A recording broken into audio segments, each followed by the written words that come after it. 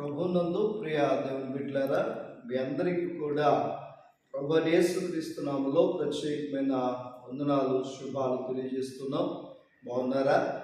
మీ అందరూ కూడా బాగున్నారని నమ్మచ్చు. మీ కొరకు ప్రతిదినము ప్రార్థన చేస్తూ ఉన్నాం. కొందరు సమస్యలు తెలియచేస్తూ ఉన్నారు. అలాగే కొంతమంది వ్యక్తిగతంగా బాధపడుతున్న వారు ఉన్నారు. ఏదేమైనప్పటికీ మీ అందరి కొరకు ప్రార్థన చేస్తూ ఉన్నాం. మా అనుదిన ప్రార్థన కార్యక్రమంలో మంచి దివ్యమైన వర్తమానాల కోసం ఎదురు చూస్తూ ఉన్నటువంటి మీకు దేవుడు మంచి వర్తమానాలు అందిస్తుండగా ఆయనకు లోబడండి, ఆశీర్వాదం పొందండి. అర్థమవుతుందండి? ప్రతి బిడ్డలారా, ఉదయం లేవండి, మోకరించండి, ప్రార్థన చేసుకోండి, బైబిల్ తెరిచి 2-3 అధ్యాయాలు చదవండి, కుటుంబ సమేతంగా ప్రార్థన చేసుకోండి.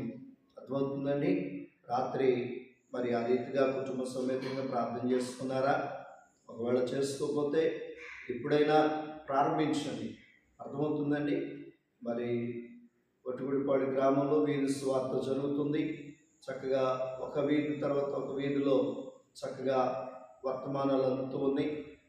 పాల్గొంటున్న వారిని ఈ పరిచర్య కోసం కూడా మీరు ప్రార్థన చేయండి. చూడండి, పరిశుద్ధ గ్రంథంలో 2వ దినవృత్తాంతముల గ్రంథం 20వ అధ్యాయం 17వ వచనం. ఈ యుద్ధములో మీరు పోట్లాడవలసిన నిమిత్తం లేదు. యోధా వార్లారా, యెరూషలేము వార్లారా, మీరు యుద్ధ పంక్తులు తీర్చి నిలవబడి మీతో కూడానున్న యెహోవా దయచేయు రక్షణను మీరు చూచెదరు. భయపడకుడి, జడియకుడి, రేపు వారి మీదకి పోవుడి, యెహోవా మీతో కూడా ఉండును. చాలా చక్కని విషయాలు తెలియజేస్తున్నారు. ఈ యుద్ధంలో మీరు పోట్లాడవలసిన నిమిత్తం లేదు. ఏం చేయమంటున్నాడు?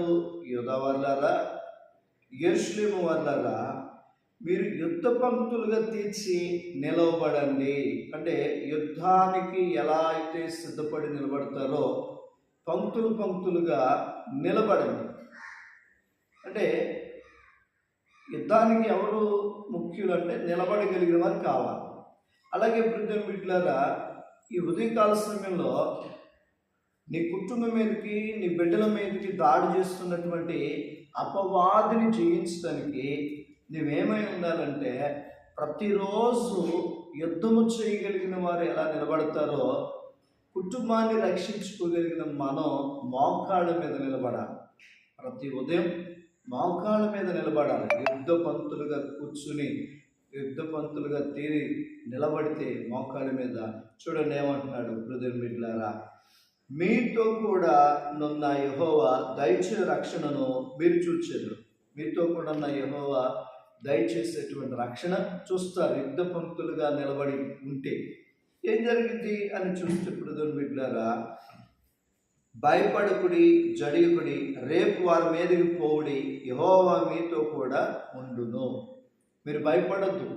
ప్రతి ఉదయము యుద్ధము చేయడానికి పంక్తులుగా నీ కుటుంబంలో నిలబడగలిగితే దేవుడు కార్యం చేస్తాడు. యుద్ధము చేస్తుంది యెహోవా.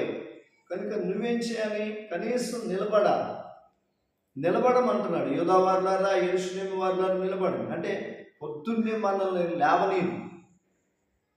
చలిగా ఉండో, మగతుగా ఉండో, నిలబడి. కానీ ఆయన ఏమంటున్నాడు? మీరు లేచి నిలబడండి. యుద్ధం నేను చేస్తాను, భయపడమాకండి, జడియమాకండి, నేనున్నాను అని చెప్తున్నాను. కనుక ఈరోజు ప్రియమైన బిడ్డలారా, మీరు దేనికి భయపడుతున్నారు? వ్యాధిగా, బాధగా, అప్పుగా, దేనికి భయపడుతున్నావో భయపడుకొని నిలబడు. యుద్ధం ఆయన చేసి ఈరోజు ఆయన ముగిస్తాడు.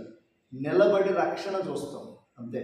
నిలబడి కార్యం చూస్తాం. కనుక అటు కృప దేవుడు మనకు దయచేయను గాక. ప్రార్థన చేస్తున్నాం. పరిశుద్ధుడా, ప్రేమ కలిగిన దేవా, ఈ ఉదయం కూడా చక్కటి వర్తమానం ద్వారా మాతో మాట్లాడావు. నిలబడటం చేత కావట్లేదు చాలామందికి. దానికి జ్ఞాపకం చేసుకుని మా కుటుంబాల్లో తెల్లారి లేసి మోకాళ్ళ మీద నిలబడే భక్తి మాకు నేర్పించండి. యుద్ధం మీరు చేసి మాకు జయమును అనుగ్రహించి, హాస్పిటల్ను, బిడ్డలను బాగు చేసి స్వస్థపరచండి. నెమ్మది లేని వారికి నెమ్మదివ్వండి.